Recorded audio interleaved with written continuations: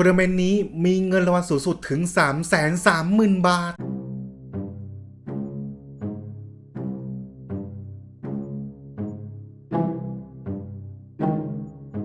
สวัสดีครับทุกคนยินดีต้อนรับเข้าสู่ช่อง V Victory นะครับตอนนี้อยู่ในช่วง Victory New วันนี้ผมจะพาเพื่อนๆทุกคนนะครับมาดูทัวร์นาเมนต์ของ Gale.gg Pocket Royal นะครับจัดตั้งขึ้นโดย Yusiday นะครับผมชิงเงินรางวัลทั้งหมด $10,000 ดอลลาร์สหรัฐหรือประมาณ 330,000 บาทไทยนะครับถือว่าเยอะที่สุดในประวัติศาสตร์ของเกม Pokemon TG Pocket ณตอนนี้แล้วครับผมแล้วก็มีผู้แข่งขันในทัวร์นาเมนต์นี้สูงที่สุดเช่นกันนะครับสูงถึง 2,829 ท่านเลยนะครับผมเดี๋ยวก่อนอื่นเลยนะครับเราดูก่อนว่าทั้ง 2,829 ท่านนะครับเอาเด็กอะไรมาเล่นกันเยอะที่สุดนะครับแล้วแต่เด็กแพ้ทางเด็กอะไรกันบ้างนะครับผมการชิงเงินนะถึง 330,000 บาทนะครับผมขอบอกเลยว่ายังไงก็ตึงแน่นอนครับผมอันดับที่1เลยนะครับจะเป็นตัวกิเลน่ากับดาร์กไลท์ครับ556 คนนะครับวิลเลจนะครับ 48.2% นะครับผมก็ไม่ได้น่าเกลียดนะครับทุกคนเดี๋ยวเรามาดูกันนะครับถ้าต่ำกว่า 50% นะครับก็คืออัตราที่เขาแพ้เยอะกว่านะครับทุกคนเรามาดูกันเลยนะครับในส่วนของตัวอาซิอุสกับโคแบทนะเขาแพ้แค่17แมตช์นะส่วนต่างผมก็มองว่ามันไม่ได้แพ้ทางอะไรขนาดนั้นนะครับผมแต่นี่เลยครับที่แพ้ทางหนักๆนะครับก็จะเป็นในส่วนของตัวเก็กโคงะกับออริโคริโอนะครับชนะ93นะครับแพ้ถึง136เลยนะครับผมวิลเลจ 39% นะครับผมก็มองว่าการเจอนกเหลืองนะครับโตกิน่ากับดักไลมันก็สู้ยากอยู่แล้วนะครับทุกคนแล้วก็ถ้าเกิดนะครับเขานะครับแบบว่ามีการฮิลมาช่วยอีกนะครับแล้วก็นกเหลืองตีเข้ามาก็ค่อนข้างสบายครับดาร์กไลกับกิน่าก็สู้ค่อนข้างยากครับผมแล้วก็จะหลักๆก็จะแพ้เด็กนี้นะครับในส่วนของตัวเหมียวซาคาด้านะครับผมกับดีซีดูไอนะครับหรือว่ามาสเทอร์เนียกับจูเนเปอร์นั่นเองนะครับผมชนะแค่113ครั้งนะครับแพ้ถึง257ครั้งเลยนะครับทุกคนก็แพ้เยอะกว่าค่อนข้างเยอะนะอันนี้ก็วิลเลจแค่ 30.4 เองนะครับผมก็มองว่าเนี่ยดาร์กไลน์นะครับเขาแพ้ทางครับในส่วนของโปเกมอนพืชนะครับแล้วก็ตัวทั้งกีน่ากับดาร์กไลน์ก็เป็น EX ทั้งคู่เนาะก็แพ้ของตัวไมค์คเนียอยู่แล้วนะครับผมก็อาจจะสู้ค่อนข้างลำบากครับผมถ้าเจอนะครับในทัวร์นาเมนต์ไหนนะครับมีดาร์กไลน์กับกีน่าเยอะนะครับการที่เราเจอนะครับในส่วนของตัวจูเนเปอร์นะครับกับมัสเคเนียเยอะๆนะครับก็เป็นเรื่องปกติอยู่แล้วครับทุกคนอันดับที่2ก็เล่นเด็กนี้นะครับเพื่อนๆอันดับที่2เลยนะครับเป็นเด็กนะครับกิลาติน่ากับเกคโคงะครับ537คนนะวิลเลจ 50.5 นะครับถือว่าค่อนข้างดีเลยนะครับผมเราไปดูกันว่าเขาแพ้เด็กอะไรครับผมยอดไม่ค่อยต่ำอาจจะไม่ค่อยไอ้นั่นเท่าไหร่นะครับผมครับก็มาแพ้นะครับหลักๆนะครับเหมือนกันเลยครับเหมียวซากาด้ากับตัวดีซีดูไอนะครับผม157นะครับชนะนะครับแล้วก็แพ้ถึง263นะครับผมอัตราชนะแค่ 36% นะครับทุกคนหลักๆเนี่ยผมมองว่าถ้าเขาเอาตัวกิลาติน่าขึ้นมาตีใช่ไหมครับผมถ้าเขาไม่แปะเจนเคปเนาะเลือดเขาก็จะเหลือน้อยลงเหลือแค่130ใช่ไหมครับเพราะฉะนั้นนะครับในส่วนของตัวเหมียวซาคาด้านะครับสามารถนับขึ้นไปตีปิดงานได้เลยครับผมจบงานได้เลยผมก็เลยมองว่าอาจจะสู้ลำบากนิดนึงนะครับผมส่วนตัวอื่นๆนะครับก็โดนเหมียวตบทีละ60ผมว่าก็สู้ลำบากเหมือนกันนะครับถึงตัวกิเลน่ากับเกียโคงเขาอาจจะใส่ตัวทาปูเเล่มาแต่ว่าก็สามารถตีเหมียวกับตัวจูเนเปอร์เข้าทีละ40นะทุกคนเพราะส่วนใหญ่เขาจะแปะแค่2จี้ใช่หรือเขาอาจจะแปะตัวหน้า2จี้ในการตีตัวหลังเขาเล่นแปะตัวละจี้เลยก็ได้นะครับผมเมื่อขึ้นไปค่อยเพิ่มอีกจี้หนึ่งอะไรแบบนี้ครับผมก็เลยมองว่าอาจจะสู้ลำบากนิดนึงครับเพื่อนๆแล้วก็แพ้นะครับในส่วนของนี่เลยครับผมกาเบียสนะครับกับตัวแลมพาโดสนะครับผมชนะนะครับแค่64นะแพ้ถึง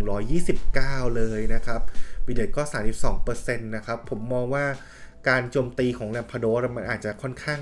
เร็วและหนักหน่วงนะครับฝ่ายตรงข้ามอาจจะตั้งตัวไม่ทันทุกคนอาจจะแปะจี้ตัวกิเลน่าไม่ทันหรือว่าเขาอาจจะพลาดมาแปะจี้ที่ตัวทาปูเดเล่ก่อนหรือไม่ก็แบบว่าเอาตัวกิน่าขึ้นมาแต่ว่าฝั่งนี้ได้แลมพาโดสขึ้นไปสวนได้เพราะว่าแลมพาโดสเขาตี130อยู่แล้วไงครับผม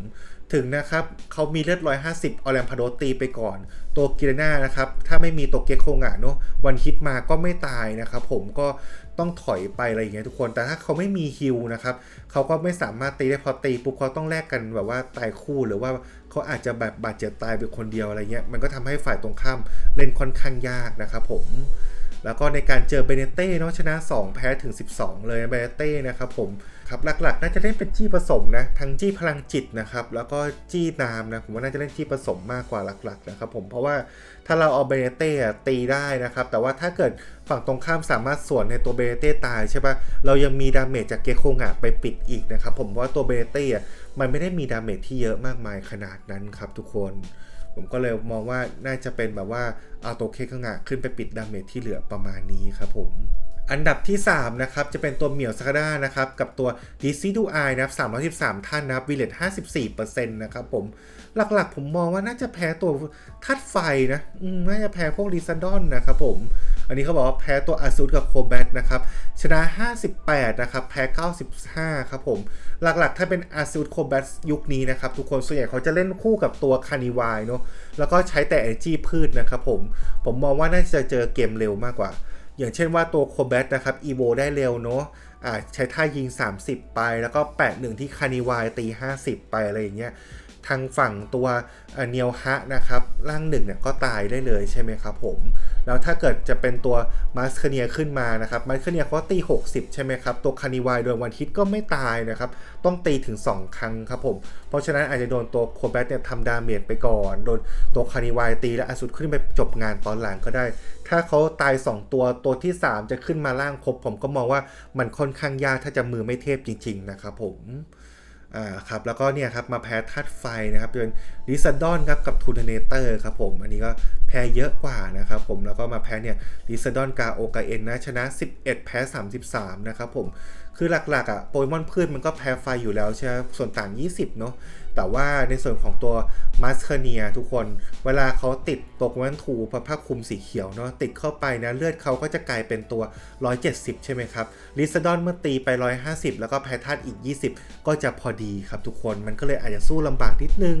ถ้าต้องการเอาจูเนเปอร์ขึ้นไปลุยก่อนผมก็ว่าเล่นค่อนข้างยากอะครับผมมันจะเล่นยากนิดนึงครับทุกคนผมก็เลยว่าโอกาสชนะน่าจะเป็นอันนี้มากกว่ากับพวกเด็กไฟเนาะครับแล้วก็ในส่วนของนี้แพ้5ตาแพ้3ตามันก็ไม่ได้ต่างอะไรมากนะครับผมอันดับที่4นะครับจะเป็นอาซูดกับโคแบทนะ226ท่านนะครับผมวิด 52.4 นะครับผมถือว่าค่อนข้างดีมากๆเลยครับผมครับอันนี้นะครับเขาแพ้ตัวนี้เยอะกว่านะครับในส่วนของตัวกิราติน่านะครับกับเก็กโคงะเนาะจะชนะแค่116แมตช์นะครับผมแล้วก็แพ้ถึง174แมตช์เลยครับผมคือผมมองว่าอันนี้มันเป็นคู่ปรับเก่านะครับตั้งแต่ทัวร์นาเมนต์ที่แล้วมานะหลักๆนะครับเด็กตัวกิราน่ากับตัวเก็กโคงะเวลาเขาเจออาซูกับโคแบทนะครับผมเขาไม่สนใจตัวคานิวายกับโคแบทเลยทุกคนเขายิงดาเมจใส่ตัวอาซูก่อนเลยครับผมเพื่อแบบว่าถ้าตัวกิราน่านะครับแปะครบ 4G ขึ้นไปตีแล้วครับสามารถวันฮิตอาซูได้ครับทุกคนเขาจะเล่นแบบนี้เป็นหลักเลยนะครับผมเมื่อวันฮิตนะครับอาซูได้แล้วใช้ไซรัสดึงขึ้นมาใช่ไหมครับผมจากนั้นนะครับค่อยมาเก็บงานตัวคานิวายนะครับกับตัวโคแบทครับทุกคนเพราะว่าในส่วนของคานิวายมีเลือดแค่80ใช่ไหมครับแล้วก็โคแบทนะครับถ้า8ในส่วนของแจงเคมนะครับเลือดก็คือ130นะครับตัวกิราน่าสามารถวันฮิต2ตัวเนี้ยได้หมดเลยนะครับเพราะฉะนั้นหลักๆเขาต้องเก็บอาซูที่ 8G ไว้ก่อนครับทุกคนแค่นี้เองครับผมแล้วก็จะชนะง่ายๆแล้วครับเพื่อนๆเนี่ยครับแล้วก็มาแพ้เด็กอื่นๆนิดหน่อยนะครับผมไม่ได้เยอะอะไรเนาะอันดับที่5นะครับจะเป็นเก็กโคงะกับออริคอริโอนะครับ215นะครับผมแล้วก็มีวิลเลจถึง45นะครับวิลเลจก็ต่ำลงไปนะครับผมเดี๋ยวเราไปดูกันนะว่าเขาแพ้ทางเด็กอะไรนะครับผมจริงๆเด็กนี้ก็เก่งระดับหนึ่งเลยนะครับเพื่อนๆอันนี้ผมมองว่าค่อนข้างต่างนะครับจะแพ้ในส่วนของตัวอาซิอุสกับโคแบทแล้วก็คานิวายครับผมมองว่าหลักๆเนี่ยโดนตัวโคแบทเนี่ยยิง30แล้วก็โดนคานิวายอัดหน้าตัวนกเหลืองนะครับผมก็เลยมองว่าสู้ค่อนข้างยากถ้าเอาเก็กโคงะขึ้นมาก็โดนอาซิอุสตีปิดครับผมน่าจะประมาณนี้นะครับทุกคนแล้วก็มาแพ้ในส่วนของตัวกิน่ากับเก็กโคงะครับผมก็จะคล้ายๆกันเนาะแต่ว่าจะเปลี่ยนกันตรงที่แบบว่าถ้าเขาเอาเก็กโคงะขึ้นมาฝั่งนี้มีตัวกิราน่าอยู่แล้วเอามาขึ้นตีปิดได้นะครับแต่ว่าถ้าสมมตินะครับเอาตัวนกเหลืองขึ้นมาก็จะเจอทาปูเรเล่ครับทุกคน81จี้ตีนกเหลืองนะครับตีไปก็40เนาะพอนกเหลืองเขา8จี้ให้ตัวเองนะครับผมทั้งหมด2จี้เวลาตีนะครับผมก็จะแก้เกมแบบนี้เอาทุกคนแล้วก็หลักๆก็จะมาแพ้ในส่วนของแลมพาโดสกับตัวกาเบียสด้วยผมก็เห็นด้วยนะ คืออันนี้เขาชนะแค่21แพ้ถึง54นะครับหลักๆผมก็มองว่าอย่างนี้เลยทุกคนคือถ้าแลมพาโดขึ้นไปมันแทบจะเก็บได้หมดเลยนะถ้าตัวเก็กคงไม่ติดเชนเคปนะคือเก็บได้หมดเลยทุกคนมันก็เป็นอะไรที่แบบว่าโหดมากๆเมื่อเจอเด็กนกเหลืองนะนกเหลืองเจอทีก็โอ้โห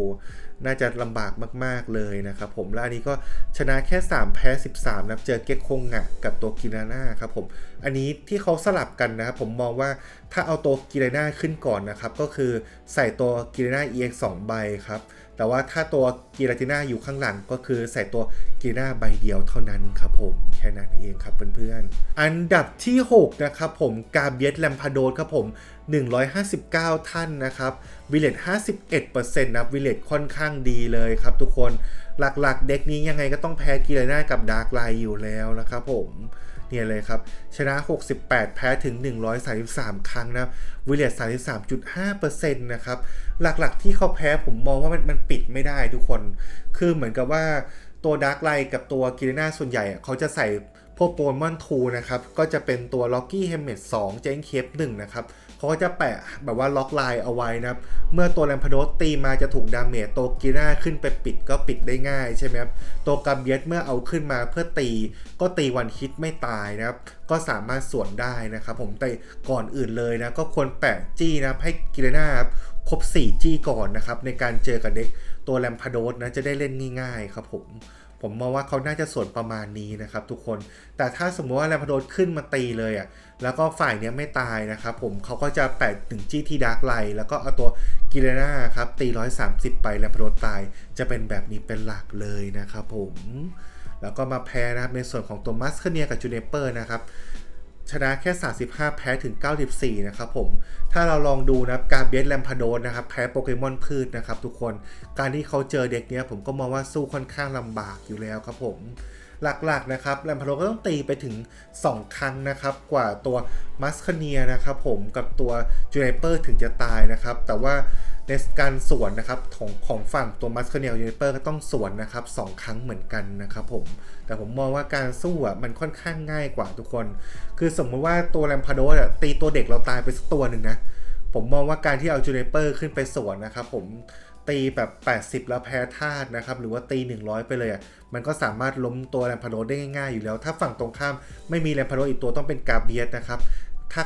ผมมองว่าเขาน่ายังแปะไม่ครบ 3G หรอกช่วงแรกๆอาจจะได้ 1G หรือ 2G เพิ่งเอาขึ้นมาตียังไงตัวเด็กพืชเนี้ยครับก็สามารถรับมือได้ครับทุกคนอันดับที่7นะครับจะเป็นลิซันดอนกับเทอร์ทูเนเตอร์นะครับเพื่อนๆ80คนนะครับวิลเลจ46นะครับผมมองว่าวิลเลจอาจจะไม่ค่อยดีเท่าไหร่นะครับผมเดี๋ยวเราไปดูกันนะเขาแพ้เด็กอะไรเป็นหลักนะครับผมหลักๆเนาะก็จะแพ้หลายเด็กอยู่นะอาจจะแพ้ตัวอาเซอุสโคแบทนะครับผมแพ้ตัวลิซาดอนกับกาโอกาเอ็นเนาะแล้วก็แพ้เยอะๆเลยเนี่ยก็จะเป็นในส่วนของตัวกิลาติน่านะครับกับตัวเก็กโคงะเนาะชนะ31นะครับแพ้ถึง62เลยนะครับผมก็ชนะน้อยกว่ากันค่อนข้างเยอะเลยนะครับเพื่อนๆผมมองว่าตัวเทอร์โทเนเตอร์เนาะคือถ้าถามว่ามันเก่งไหมมันดีไหมมันก็ดีนะครับเพื่อนๆแต่ว่ามันสามารถโดนตัวกิลาติน่าวันคิดได้คือบางทีเอาลิซาดอนขึ้นมาก่อนถ้าฝั่งเนี้ยล้มลิซาดอนได้ถ้าตัวนั้นตีขึ้นมานะครับเราไม่สามารถล้มให้ปิดเกมได้ใช่ไหมครับเอาตัวกิลาติน่าตัวเนี้ยเอาไปปิดเทอร์มิเนเตอร์ก็คือจบเกมได้แล้วนะครับผมก็เลยมองว่าอาจจะสู้ลำบากนิดนึงครับผมแล้วก็อันนี้เขาบอกมาแพ้ในตัวส่วนของไลแคนล็อกกับแลมพาโดสนะครับชนะ0แพ้6นะครับผมคือถ้าเรามองนะครับในส่วนของไลแคนล็อกกับแลมพาโดสนะที่ถ้าลิซาดอนขึ้นจริงๆนะทุกคนผมมองว่าไลแคนล็อกครับกับแลมพาโดสสู้ไม่ได้นะครับผมแต่ว่าบางทีถ้าลิซาดอนไม่ขึ้นนะยังไงก็ไม่สามารถสู้ไลแคนล็อกกับแลมพาโดสได้ครับผมประมาณนี้ครับทุกคนคือมันอยู่ที่ลิซาดอนจริงๆถ้าลิซาดอนขึ้นมาก็ชนะถ้าลิซาดอนไม่ขึ้นก็แพ้ไปครับเพื่อนๆอันดับที่8นะครับเป็นลิซาดอนกับกาโอกาเอ็นนะครับ63ท่านนะครับวิลเลจ 48.2 นะครับผมวิลเลจก็ถือว่าโอเคนะครับแต่จริงๆมันน่าจะสูงกว่านี้เนาะหลักๆนะครับเขาก็มาแพ้เด็กนี้เลยนะครับผมกิไลน่ากับเก็กโคงะนะครับมีการยิงตอดเนาะแล้วอาจจะไซรัสขึ้นมาฆ่าหรือถ้าลิซาดอนอยู่ข้างหน้าก็ต้องยิงตอดในเทิร์นเนาะแล้วก็ฆ่าให้ได้จริงๆผมว่ามันก็สู้ลำบากนะเด็กเนี้ยแต่ว่าเขาอาจจะเอาตัว อันนี้ก็ได้ทุกคนทาปูเล่นำร่องก่อนอาจจะอย่างเงี้ยครับเมื่อเขา8G ทาปูตีไปใช่ไหมครับตี81ตีเทคจี้ก็กลายเป็นมี 4G ใช่ทาปูก็ตีไป80แล้วอะไรเงี้ยทุกคนถ้าเขาฮิวตัวลิเลียส่วนกลับมาเนาะก็ได้แค่140นะครับผมก็อาจจะเอาเก็กโคงะยิงตาหน้ากีน่าตีปิดอะไรแบบนี้ก็ได้นะครับน่าจะประมาณนี้เป็นหลักนะครับเพื่อนๆครับแล้วก็มาแพ้นะครับในส่วนของตัว ASUS Combat ด้วยนะครับอาจจะเจอเกมเร็วเนาะ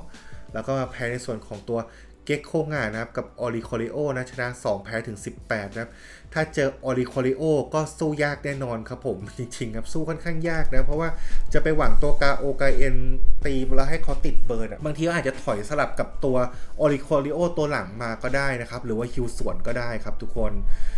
ครับแล้วก็จะมาแพ้ในส่วนของเมโซนกับออริคอริโอครับชนะ0แพ้ถึง5เลยก็จะคล้ายๆกันครับเพื่อนๆเดี๋ยวยังไงนะครับเรามาดูเด็กของแชมป์กันด้วยนะแชมป์นะครับเขาเล่นตัวแมนโซนกับออริคอริโอครับทุกคนอันนี้เลยนะครับผมวิลเลจของเขานะครับผมเขามีคนมาเล่น26คนนะครับวิลเลจ 50.5% นะครับเพื่อนๆอันนี้เลยนะเดี๋ยวเราไปดูกันนะครับหลักๆนะครับผมเขาแพ้นะครับในส่วนของตัวอาซิอุสกับโคแบทค่อนข้างเยอะนะชนะ0นะแพ้ถึง11เลยครับผมก็ต้องโดนโคแบทยิงอยู่แล้วครับแล้วก็โดนตัวคานิวายแปะ1จี้ตีไปนะครับตัวนกเหลืองก็รับไม่ไหวแน่นอนครับแล้วก็มาแพ้ในส่วนของกาเบียสแลมพาโดก็คือแลมพาโดขึ้นก็กวาดเก็บหมดนะครับทุกคนก็หลักๆก็จะแพ้แบบพวกนี้เป็นหลักเลยนะครับผมเดี๋ยวยังไงนะครับเราดูเส้นทางของผู้ชนะเลยนะครับก็คือคุณนาลูมีนะครับเป็นคนฝรั่งเศสนะครับผมอันนี้ก็คือเส้นทางในการแข่งขันของเขานะครับผมในรอบนะครับ128คนนะครับเขาเอาชนะ 2-0 นะครับชนะตัวกิเรนากับเก็กโคงะครับแล้วก็ในรอบ64นะครับชนะนะครับในส่วนของตัวเหมียวสคาด้ากับดิซิดูไอไม่ได้ 2-1 ครับในรอบ32เอาชนะมัสเคเนียกับจูเนเปอร์นะครับมาได้ 2-0 ครับในรอบ16นะครับเอาชนะตัวมัสเคเนียกับจูเนเปอร์มาได้ 2-1 ครับทุกคนในรอบ8คนนะครับเอาชนะตัวกีน่ากับดาร์กไลน์มาได้ 2-0 ครับในรอบ4คนนะครับเอาชนะเมเนโซนกับตัวออริโคมาริโอนะครับมาได้ 2-1 ครับผมแล้วก็ในรอบชิงนะครับเอาชนะนะครับในส่วนของตัวเหมียวสกาด้ากับดิซิดูไอมาได้ 2-1 ครับทุกคนอันนี้ผมก็ได้ดูนะครับในรอบชิงที่เขาแข่งด้วยนะครับคือในรอบที่เขาแพ้นะครับที่แพ้1ตาทุกคนการ์ดของฝั่งอันนี้นะครับในส่วนของตัวออริโคริโอกับแมเนโซนนะคือตัวร่าง2เขาไม่ขึ้นเลยนะเขาถูกตีตายนะถูกตีร่าง1ตายเลยนะครับผมแล้วก็ในส่วนของตาที่เขาชนะนะครับผมเขาสามารถปิดเกมนะครับฆ่าตัวจูเนเปอร์นะครับโดยการไซรัสได้หมดเลยครับทุกคนผมก็มองว่าเป็นอะไรที่โหดมากๆเลยนะครับแพ้โดยการไซรัสทั้ง2รอบเลยครับเพื่อนๆก็อาจจะมีทั้งดวงดีด้วยนะครับผมแล้วก็แบบว่าทั้งฝีมือด้วยนะครับผมประมาณนี้เนาะอันนี้นะครับก็จะเป็นหน้าตานะครับของเด็กอันดับที่1อันดับที่8เลยนะครับอันดับที่1อันดับที่4นะครับก็คือเด็กเดียวกันนะจะเป็นตัวแมกนีโซนกับออริคอริโอนะครับอันดับที่2 3 6 8นะครับจะเป็นในส่วนของตัวเหมียวซากาด้ากับดีซิดูไอนะครับผมอันดับที่5นะครับจะเป็นตัวกิน่ากับเกคโคงะครับผมอันดับที่7นะครับจะเป็นกิน่ากับดาร์กไลท์ครับเพื่อนๆเดี๋ยวยังไงนะครับเราไปดูอันดับที่1อันดับที่8กันเลยนะครับไปครับอันดับที่8นะครับจะเป็นเด็กเหมียวซาคาร่าครับกับดิซิดูไอนะครับหรือว่ามัสคาเนียกับจูเนเปอร์นั่นเองนะครับผมเด็กอันดับที่8 6 3 2นะครับลิสต์เด็กจะคล้ายๆกันนะครับผมอาจจะขอพูดทีเดียวนะครับผมในส่วนนะครับของร่างของจูเนเปอร์นะครับเขาก็ใส่มาอย่างละ1นะครับผมใส่นะในส่วนของโลเลตนะครับเป็นตัวกลางคืนเนาะ81ตีไปนะครับผมทำ10ดาเมจแก่โปเกมอนฝ่ายตรงข้ามตัวไหนก็ได้ตัวหนึ่งนะครับผมแล้วก็อีโวเป็นร่าง2นะครับดาชิกนะครับ81ตี30ครับทุกคนแล้วเมื่ออีโวนะเป็นตัวดีซิดูไอนะแปะ2จี้นะเป็นจี้อะไรก็ได้นะแต่ว่าเด็กนี้เขาเล่นจี้พืชอยู่แล้วนะครับผมก็จะตี100ดาเมจนะครับแก่โปเกมอนฝ่ายตรงข้ามนะครับตัวไหนก็ได้นะครับที่เลือดไม่เต็มนะครับผมแต่ว่าถ้าเกิดนะครับเลือดเขาเต็มหมดเลยเราก็สามารถทำได้แค่82จี้ตี80ใส่ตัวหน้าของเขานะครับทุกคนและอันนี้ครับในส่วนของตัวร่างของเหมียวซาคาด้าเนาะก็ ก็จะใส่ร่าง1มา2ร่าง2มา1แล้วก็ร่าง3มา2นะครับส่วนใหญ่จะเล่นแบบนี้กันนะครับในส่วนของตัวเนียวฮะหรือสปิกาติโต้นะ8-1ตีไปนะครับดึงโปเกมอนพืชแล้ว1ใบจากเด็กขึ้นมือนะครับผมถือว่าดีมากๆนะครับแล้วก็ร่าง2ของเขา82จี้นะตี40แล้วก็ร่าง3นะครับผม82จี้ตี60แต่ว่าถ้าตี EX นะครับบวกเพิ่มอีก70กลายเป็น130เลยนะถือว่าเยอะมากๆแล้วก็มีเลือดสูงถึง140เลยครับผมหลักๆในการเล่นเด็กนี้นะส่วนใหญ่ผมจะเห็นนะครับเขาเอาตัวสปิกาติโต้หรือนิวฮะนะครับไว้ข้างหน้าอยู่แล้ว1ตีไปนะครับผมแล้วก็เรียกพวกขึ้นมาครับผมแต่ว่าถ้านาตอนนั้นนะครับเขามีด้านหลังเนาะอาจจะมีตัวนิวฮะด้านหลังนะครับผมเขาก็อาจจะแบบว่า8-1ตีไปก่อนแล้วตาหน้านะครับถ้าโดนสวนมาถ้าตายก็ไม่เป็นไรเพราะว่ามีตัวด้านหลังอยู่ค่อยอีโวตัวเหมียวสกาด้าลงไปก็ได้หรือว่าถ้าเขาไม่เล่นแบบนั้นนะครับเขากลัวตายแล้วก็เกมจะตามไม่ทันเขาอาจจะแบบว่า8-1ที่ตัวเนียวฮะนะพี่อยู่ข้างหลังนะแล้วตาหน้าค่อยใช้ตัวแรแคนดี้ที่ใส่มาเป็น3 มันถึง2ใบนะครับผมใช้ปุ๊บนะครับแล้วก็เรียกมาสเคเนียได้เลยครับเพื่ออาจจะเล่นแบบนี้ก็ได้เนาะครับแล้วก็ใส่นะครับในส่วนของโปเกมอนเสริมเบสิก2นะครับออคิดโจ2นะครับอันนี้ก็จะเป็น3 มันของเด็กนี้เนาะแล้วก็มีใส่อิลิกะ2ด้วยนะบางคนก็อาจจะไม่ใส่อิลิกะ2นะเขาอาจจะใส่เป็นลิเลีย2อิลิกะ1ก็ได้แล้วแต่ถนัดนะแต่นี้เขาใส่เป็นตัวอิลิกะ2เลยฮิว50ให้แก่โปเกมอนพืชนะครับผมแล้วก็มีลีฟเคปนะครับใส่มาด้วยนะครับอันนี้เมื่อแปะใส่โปเกมอนพืชนะครับแม็กให้พีจะเพิ่มขึ้นอีก30ครับทุกคนผมก็มองว่าถือว่าดีมากๆเลยนะแต่ว่าถ้าเราแปะให้ตัวเหมียวซาด้าเมื่อเราเจอกับลิซาดอนนะครับก็จะกลายเป็นเลือด170นะลิซาดอนตี150บวกแพทธาตุ20ยังไงก็ตายเหมือนเดิมครับการสู้กับเด็กไฟก็อาจจะค่อนข้างยากนิดนึงนะครับแต่ว่าถ้าเจอพวกกีน่ากับดาร์กไลน์นะผมว่าสู้ค่อนข้างง่ายนะเพราะว่าทั้งดาร์กไลน์นะครับก็แพ้โปเกมอนพืชอยู่แล้วก็ดาร์กไลน์กับกิเลน่าก็เป็น EX อยู่แล้วไงก็แพ้ตัวเหมียวสกาด้าครับผมอันนี้เขาได้ใส่ตัวซาบิน่ามา1ใบนะครับเพื่อมาปิดงานนะครับผมแล้วก็มีในส่วนของตัวเลดการ์ด1ใบไว้ตัดไม้ตัดมือฝ่ายตรงข้ามให้เล่นยากขึ้นครับทุกคนครับเดี๋ยวเราไปดูนะครับอันดับที่6นะครับผมอันดับที่6อันนี้ครับผมเขาก็จะใส่นะครับในส่วนของโปเกมอนนะครับเหมือนกันเป๊ะเลยนะครับผมแต่ว่าจะมีแตกต่างในส่วนของตัวการ์ดซัพพอร์เตอร์ครับทุกคนอันนี้นะครับเขาได้ใส่นะครับในส่วนของฮิลนะครับ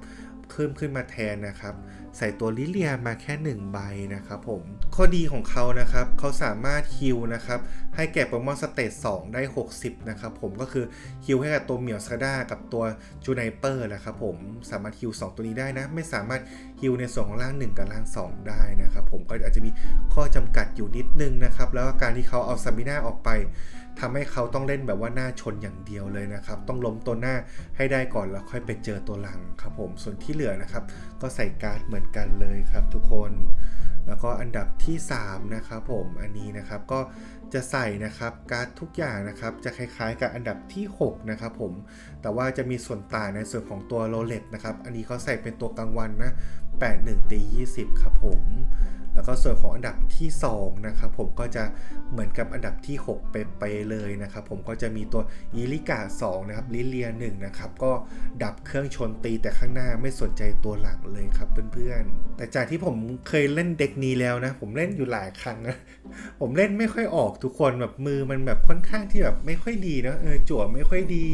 เล่นค่อนข้างยากล่างมาไม่ครบก็จะตายบ่อยผมก็ลองดูนะครับว่าเวลานักแข่งเขาเล่นยังไงนะเขาก็แปะ1ที่ตัวสปิกาติโต้เนี่ยฮะแล้วก็ตีไปแล้วก็เสิร์ชขึ้นมือก่อนแล้วก็ไม่สนใจอะไรนะก็คือแบบเสิร์ชขึ้นมือจนกว่ามันจะตายปล่อยตายไปก่อนตัวหนึ่งเลยทุกคนแล้วก็เล่นตัวหลังนะครับผมแต่ว่าถ้าณตอนนั้นอาจจะได้ตัวแรแคนดี้ขึ้นมาพอดีก็ค่อยอีโวไปนะครับอีโวตัวเหมียวซาด้าขึ้นไปตบอะไรประมาณนี้ทุกคนแต่ผมก็มองว่าแบบเขาก็เล่นคล้ายๆเรานะคือเราก็เลยมองว่าทำไมเราเล่นไม่ค่อยออกแต่หรือว่าในทัวร์นาเมนต์เราอาจจะเจอตัวกิเลน่ากับดาร์กไลท์ค่อนข้างเยอะก็ได้ทุกคนหรือว่าอาจจะเจอโปเกมอน EX ค่อนข้างเยอะมันก็เลยสู้ได้ค่อนข้างง่ายอาจจะเป็นอย่างนั้นก็ได้นะครับผมอันดับที่7นะครับเป็นเด็กกิลาติน่ากับดาร์กไลท์นะครับผมใส่มาอย่างละ2เลยนะครับส่วนโปเกมอนทูนะครับก็ใส่ตัวล็อกกี้เฮมเมดนะครับ2ใบนะครับแล้วก็เจนเคป1ใบนะครับก็เป็นอะไรที่ยอดฮิตสำหรับตอนนี้มากๆก็คือตัวล็อกกี้เฮมเมดนะครับล็อกไลน์ไว้นะครับแล้วก็เจนเคป1ใบให้ตัวที่จะขึ้นไปตีแล้วก็เค คิดว่าฝ่ายตรงข้ามจะมาวันฮิตและจบเราไม่ได้ทุกคนเล่นแบบนี้เป็นหลักเลยนะครับผมแล้วก็เอาตัวดักไลส่วนใหญ่จะดักไลไว้ข้างหน้าเนาะเอาตัวกิราไว้ข้างหลังนะครับผมถ้าสมมุตินะครับเราไม่ได้ดักไลไว้ข้างหลังอีกตัวหนึ่งอาจจะแปะจี้นะครับที่ดักไลไปเลยครับผมแล้วก็ใช้ ability ของตัวกิราติน่านะครับเพิ่มจี้ให้แก่ตัวเองนะครับผมอันนี้เขาได้ใส่นะครับโปเกบอลนะครับเซิร์ชเบสิก2นะครับแล้วก็ตัว Poiser Research 2 ใบนะครับผมก็มองว่าหลักๆนะครับอันนี้ก็จะกลายเป็นสามัญของเด็กนี้เลยนะครับผมแล้วก็มีซาบิน่าถึง2 ใบด้วยนะการใส่ซาบิน่าถึง2 ใบมาผมก็มองว่ามันสร้างเซอร์ไพรส์แก่ฝ่ายตรงข้ามนะเพราะว่าบางทีเขาไม่คิดหรอกว่าจะใส่ซาบิน่า2นะน่าจะคิดว่าใส่ซาบิน่า1นะครับใส่รัด1เนาะน่าจะเป็นแบบนี้เป็นหลักเนาะการใส่ไป2ก็ทำให้เขาคำนวณผิดได้เลยครับผมครับแล้วก็จะมีเลดการ์ดปิดงาน1 ใบนะครับไซรัสปิดงานอีกใบหนึ่งนะครับมีลิฟต์1 ใบนะครับเอาไว้ถอยนะครับอาจจะถอยดาร์กไลท์กินหน้าก็ได้แล้วแต่สถานการณ์นะครับมีมาครับตัดไม้ตัดมือฝ่ายตรงข้ามเพื่อให้ฝั่งเราชนะนะครับแล้วก็จะมีกุดม่า1 ใบนะครับหลักๆตัวกุดม่าก็เอามาปลดโปเกมอนทูของฝ่ายตรงข้ามถ้าเราปลดปุ๊บฝั่งเขาตายสมมติเขาอาจจะเหลือเลือด10หรือ20อย่างเงี้ยเราปลดไปโดนใจเคปเงี้ยทุกคนมันก็เป็นอะไรที่ดีนะครับเขาต้องเอาตัวอื่นขึ้นมาแทนใช่พอตัวขึ้นมาแทนปุ๊บตัวดาร์กไลท์ของเราครับอาจจะตีจบงานได้เลยเหมือนกันนะครับผมแล้วก็มีนะครับคุณจอยมา1นะครับถ้ามีกีน่าก็ต้องมีคุณจอยอยู่แล้วเนาะเพราะว่าเขาสามารถช่วยฮิวยามฉุกเฉินให้ตัวกีน่าสามารถตีได้อีกครั้งหนึ่งนะครับผมแล้วก็ใส่นะครับมา1นะก็เลส1นะครับก็มาตัดไม้ตัดมือฝ่ายตรงข้ามนะให้เล่นยากยิ่งขึ้นครับผมก็มองว่าเด็กเนี้ยมันค่อนข้างเก่งนะครับทุกคนปัจจุบันก็ยังเก่งอยู่นะครับการใส่โปเกมอนทูนะในส่วนของล็อกกี้เฮมเมต2เพื่อมาล็อกไลน์ผมก็มองว่ามันตอบโจทย์จริงๆครับผมแล้วก็รับมือกับเด็กนี้ได้ค่อนข้างยากนะถ้าเด็กเนี้ยเขาแปะตัวกิราติน่าให้ครบ4ได้แล้วใช่ไหมครับผมตาหน้าเขาจะแปะจี้ดักไลน์เพิ่ม1แล้วก็ใช้ตัวกิราติน่าตีไปนะครับผมก็มองว่าสู้เด็กเนี้ยค่อนข้างยากครับทุกคนอันดับที่5นะครับผมเป็นเด็กกิราติน่ากับเกคโคงะครับผมเขาได้ใส่ตัวกิราติน่า2 ใบทาปุยเล่2 ใบนะครับกบล่าง1 2 ใบกบล่าง3 2 ใบครับกบล่าง2เขาไม่ใส่เลยเพราะเขาใส่ตัวแรดแคนดี้มา2 ใบมาเป็นสามัญของเด็กนี้เลยครับผมหลักๆนะครับทับหน้าของเราต้องเป็นทาปูเล่อยู่แล้วนะครับทับหลังก็จะเป็นตัวเกตนินจากับตัวกิราติน่าครับผมแล้วก็ Energy ในเด็กนี้นะครับเขาจะเล่นแต่ Energy พลังจิตเท่านั้นนะครับผมหลักๆในการเล่นของเด็กนี้เขาจะเอา Energy นะครับแปะให้กับตัวกิราติน่านะครับให้ครบ4 จี้ก่อนหรือว่า3 จี้ก่อนก็ได้นะครับแล้วก็ค่อยแปะนะครับที่ตัวอื่นเพื่อเอาไปตีลุยครับทุกคนก็หลักก็ต้องแปะให้ตัวทาปูเล่เพื่อลุยตี20ตามจำนวน Energy ที่แปะอยู่ฝ่ายตรงข้ามคือทาปูก็คือเขาจะสามารถนะครับตีทั้งตัวหน้าก็ได้ตัวหลังก็ได้นะคือถ้าฝั่งตรงข้ามมี Energy แปะอยู่สมมุติว่าตัวหลังก็ได้ครับเขามีตัวกิราติน่าอยู่ใช่ไหมครับเราเอาทาปูเนี่ยตีไปนะครับผมสมมติว่าเขาแปะอยู่2 จี้แล้วเราตีไปปุ๊บก็สร้างความเสียหาย40 ดาเมจแก่ตัวกิราติน่าที่อยู่แผงหลังนั้นได้เลยนะครับผมก็มองว่าเป็นตัวที่กดดันได้ค่อนข้างดีเหมือนกันทุกคนคือถ้าเอาตัวทาปูตีไปเรื่อยๆครับแล้วเขานะกำลังสะสมทรัพยากรเพื่อจะขึ้นมาตีเราถ้าเขาขึ้นมาปุ๊บกิราติน่าเราเนี่ยที่มี energy ครับครบ4 จี้ก็เตรียมสวนได้แล้วครับทุกคนมันก็เลยสู้ค่อนข้างยากเมื่อจะสู้กับเด็กนี้นะครับผมหรือว่าถ้าเรานะครับบางทีเราอาจคิดว่าเราต้องตอดก่อนไม่เอาตัวกิราติน่าให้ครบ4 จี้ก่อนสามารถทำได้ไหมสามารถทำได้แต่ว่าโอกาสแพ้มันจะค่อนข้างเยอะครับผมเพื่อนๆก็อาจจะต้องลองดูนะแต่ผมมองว่าแปะตัวกิราติน่าให้เป็น3 หรือ4 จี้ไปก่อนเลยครับแล้วค่อยไปแปะที่ทาปูเพิ่มให้สามารถตีได้จะดีที่สุดครับทุกคน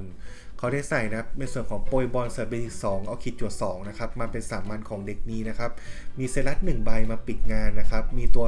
คุณจอย1 ใบนะครับผมก็ถือว่าดีนะเพราะว่ามีกิราติน่าด้วยนะครับก็เอามาฮิวช่วยนะครับผม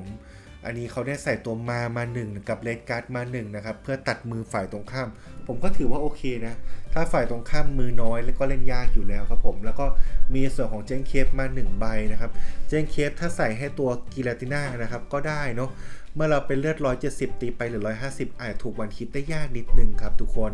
หรือว่าถ้าเรานะครับเจอในส่วนของโซลาร์ก้าเลโอเนาะเขาอยากจะแบบว่าเอามาปิดเรานะครับเราอาจจะแปะนะครับในส่วนของเจนเคฟให้เก็กโคงะไว้ก่อนเงี้ยทุกคนบางทีครับถ้าเขาซาบีน่ามาเราเอาเก็กโคงะ ขึ้นไปรับก็ได้ครับผมแต่หน้าค่อยส่วนนะครับให้ตัวโซก้าเลโอตายก็ได้นะครับเพื่อนๆมันก็สามารถเล่นแบบนี้ได้เหมือนกันนะครับผมเก็กคงยังไงก็ต้องพยายามยิงแบบว่าเราต้องแบบว่าไม่ใช่ยิงเจาะที่ตัวเดียวนะทุกคนอาจจะยิงแบบว่าให้แบบว่ายิงไปปุ๊บเนี่ยตัวกิลน่าสามารถขึ้นไปวันฮิตได้หรือว่าให้ยิงไปนะครับไม่ยอมขึ้นมายิงไปให้ตัวทาโปเอเล่สามารถขึ้นไปวันฮิตได้แบบนี้ก็ได้เหมือนกันนะครับผมเด็กนี้ผมก็มองว่ามันเป็นเด็กที่เก่งนะครับแต่ว่าส่วนใหญ่ก็ควรจะแปะจี้กิลน่าให้ครบก่อนค่อยเล่นนะครับเพื่อนๆอันดับที่4นะครับเป็นเด็กเมนิโซนกับออริคอริโอนะครับผมแล้วก็ใส่เชมินมาด้วยนะครับผมออริคอริโอกับแต่ละร่างนะครับของเมนิโซนเนาะจะใส่มาอย่างละ2นะส่วนเชมินใส่แค่1เท่านั้นนะครับการใส่เชมินมาผมก็ถือว่าดีนะเพราะว่ายุคนี้เราเจอตัวกิไรน่ากับดักไลค่อนข้างเยอะจริงๆครับผมเอาเชมินมาช่วยฮิลนะครับ10ให้ทางสนามผมถือว่าตอบโจทย์ครับผมตัวหน้าเราก็ได้รับการฮิลเรื่อยๆนะครับตัวหน้าเราก็จะเป็นตัวออริคอริโออยู่แล้วทับหน้านะโอกาสตายจะได้ยากมากขึ้นครับทุกคนแล้วก็ทับหลังก็จะเป็นตัวแมกนาไมต์หรือคอยนะครับค่อยๆอีโวเป็นเมเนตอนนะครับใช้เอวิตี้เพิ่มจี้ให้ตัวเองแล้วเมื่อจะขึ้นไปตีค่อยอีโวเป็นเมเนโซนหรือจิบาคอยก็ได้ครับผมอันนี้นะเขาได้ใส่ตัวโปเกมอนนะครับเสิร์ฟเบสิก2นะครับเอาคิดจั่ว2มาเป็น3มันนะครับเขาได้ใส่คุณจอยมาถึง2หลักๆก็เอามาฮิวตัวออริโคลิโอเนี่ยทุกคนเล่นตัวนี้เป็นหลักเลยนะเพราะว่าถ้าเขาจะฮิวให้ไม่ในโซนจริงๆครับทุกคนเขาต้องใส่ตัวลิเลียนะครับผมแต่อันนี้เขาไม่ใส่เนาะแล้วเขาก็จะมีไซรัสนะครับ1ใบมาปิดงานนะครับผมดึงมาจบแล้วก็มีมา1ใบนะครับไว้ตัดไม้ตัดมือฝ่ายตรงข้ามนะครับผมมีไอโอโนะ1ใบไว้รีหามือเราครับเผื่อมือเราแย่นะครับผมอันนี้ก็จะมีใจเคปถึง2ใบหลักๆผมก็มองว่าน่าจะใส่ให้ออริโคลิโอทุกคนคือถ้าเขาใส่คุณจอยมาแล้วอันนี้เขาควรใส่ให้ออริโคลิโอแหละทุกคนเพื่อทำให้แบบแมคเคพีมันขยายไปได้เยอะนะมีฮิลติดไว้อย่างเงี้ยฝ่ายตรงข้ามถ้าเป็นตัวกินน่ารักไรครับจะได้แบบตีได้ค่อนข้างยากครับผมประมาณนี้ครับเพื่อนๆแล้วก็อันดับที่1ของเราเลยนะครับก็จะคล้ายๆกันนะครับผมแต่ว่าเขานะครับก็จะไม่ใส่คุณจอย2เนาะเขาว่าใส่เป็นลิเลียมาแทนนะครับผมแล้วก็ใส่ตัวกุสมามาแทนนะครับผมไอโอโนะเนาะไอโอโนะก็อาจจะเปลี่ยนเป็นโปเกมอนคอมมูแทนอะไรแบบนี้นะครับทุกคนก็หลักๆลิเลียก็จะมาฮิลให้กับแมกเนโซนครับผมมาก็ตัดไม้ตัดมือไซรัสก็ดึงมาฆ่าส่วนกุสมานะครับผมก็คือปลดโปเกมอนทูนะของฝ่ายตรงข้ามออกให้หมดเลยนะถ้าเราปลดไปปุ๊บฝ่ายตรงข้ามนะครับก็จะไอ้นี่ใช่ไหมหายไปใช่ไหมผมถ้าเลือดเขาเหลือแค่10 ถึง 20นะครับในการที่เขาใส่เจนเคปไว้ยังไงเขาก็ตายแน่นอนครับทุกคนผมก็ถือว่าการ์ดใบนี้มันเวิร์กมากๆเลยนะครับถ้าสามารถใช้แบบนั้นได้เนาะ